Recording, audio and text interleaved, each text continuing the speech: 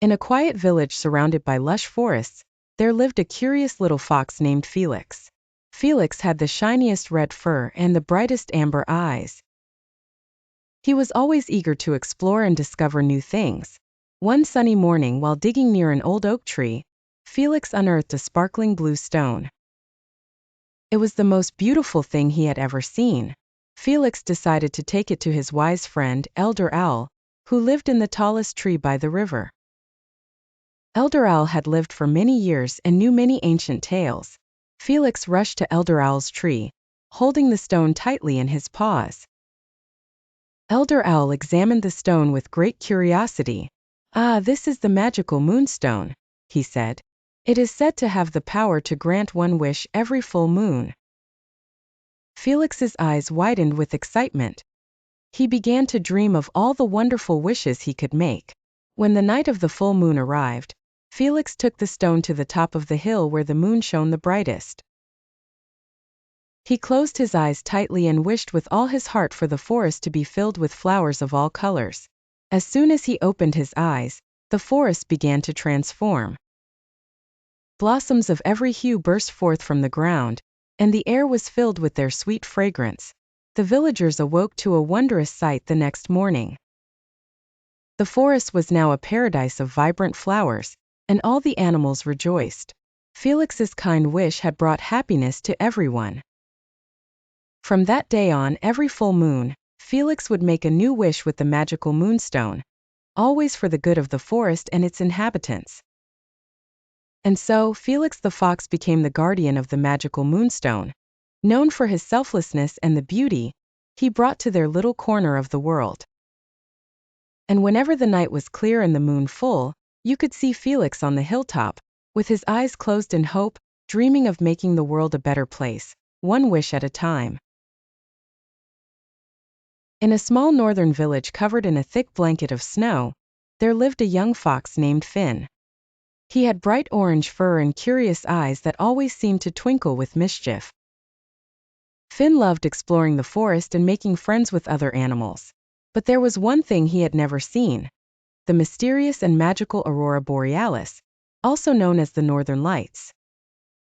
Finn's best friend, Mia the owl, told him tales of how the nights would come alive with shimmering colors dancing across the sky. "They're like floating ribbons of light, Finn," Mia said, her eyes wide with wonder. "Some say it's magic." Finn was determined to see the aurora borealis for himself. One chilly evening, Finn and Mia set out on an adventure to find a perfect spot to watch the Northern Lights. They walked and flew for hours, navigating through snow-covered paths and tall, whispering trees. The night was cold, but the air was fresh and filled with the scent of pine. Eventually, they reached the top of a hill that overlooked the village and the vast forest beyond. The sky was dark, and millions of stars twinkled like tiny diamonds.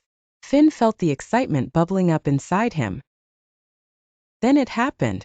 A soft glow appeared on the horizon and slowly, the sky began to light up with vibrant colors. Greens, blues, and pinks swirled together like a magical painting. Finn's mouth dropped open in awe. "It's more beautiful than I ever imagined," he exclaimed. Mia hooted softly, equally mesmerized. As they watched, the colors grew brighter and danced gracefully across the sky. It was as if the heavens themselves were putting on a spectacular performance just for them. Finn felt a deep sense of joy and wonder. The night felt alive with possibilities, and he knew that he was witnessing something truly magical. The two friends stayed on the hill for hours, watching until the aurora borealis slowly faded away, and the sky returned to its deep, dark blue. As they made their way back to the village, Finn's heart was full. He realized that sometimes the most magical things in life are worth the wait and the journey.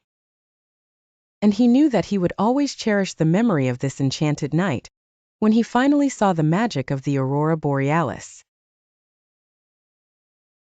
Once upon a time in a quaint little village lived a cheerful little girl named Emily.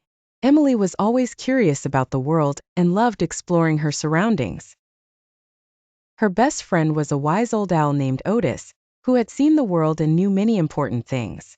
One sunny afternoon, Emily and Otis perched under their favorite oak tree, discussing their adventures. Otis noticed Emily seemed a bit puzzled. Is something bothering you, Emily? Otis asked, his large eyes full of concern. Emily hesitated but then spoke. Otis, I've been thinking about what we learned in school today. The teacher talked about safe and unsafe touches, but I'm still confused. Otis nodded knowingly. It's very important to understand, Emily. Safe touches are those that make you feel happy, comfortable, and secure. These are touches like a hug from your mom, a high five from a friend, or holding hands when you're crossing the street. Emily thought for a moment and then asked, what about unsafe touches? Otis sighed. Unsafe touches are those that make you feel uncomfortable, scared, or confused. These are touches that hurt you or make you feel bad. For example, if someone touches you in areas that are covered by your swimsuit, that's an unsafe touch. Or if someone touches you and makes you feel uncomfortable in any way, it's not okay. Emily's eyes widened with understanding, but she still had a question. What should I do if someone gives me an unsafe touch? Otis replied firmly. First and foremost, you say no, loudly and clearly. Then, get away from the person as quickly as possible and tell a trusted adult right away, like your parents, teachers, or another family member. Emily nodded, feeling much more confident now. Thank you, Otis. I understand now. It's all about listening to how a touch makes me feel and knowing it's okay to speak up. Otis smiled. Always trust your feelings, Emily. Remember, you have the right to stay safe. And with that, Emily felt much more secure, knowing how to differentiate between safe and unsafe touches. She knew she could always rely on her own feelings, and that she had the power to keep herself safe. The wise old owl and the brave little girl headed home, ready for their next adventure, with Emily knowing that knowledge is power and feeling safer than ever. In a cozy village nestled in the mountains, winter always brought magical tales. One frosty evening, a little girl named Emma watched the first snowflakes drift from the sky. She caught one on her mitten and gasped. It sparkled with rainbow colors. Suddenly the snowflake spoke. Hello, Emma. I'm Flurry, the magical snowflake. Astonished, Emma listened as Flurry explained that he could grant 3 wishes. But there was a catch. Only the purest of hearts could use the wishes for good. Emma's eyes twinkled with excitement and kindness. Her first wish was for the village to never run out of food during winter. Instantly, the storehouses filled with grains, vegetables, and fruits. The villagers were overjoyed and grateful. For her second wish, she asked for her friend Tommy, who was sick, to get better. Flurry shimmered, and Tommy's health improved overnight. For her final wish, Emma thought long and hard.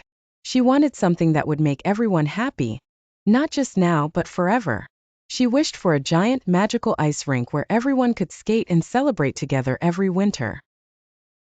Flurry twirled in the air, leaving a trail of sparkling snowflakes, and a beautiful ice rink appeared in the village square.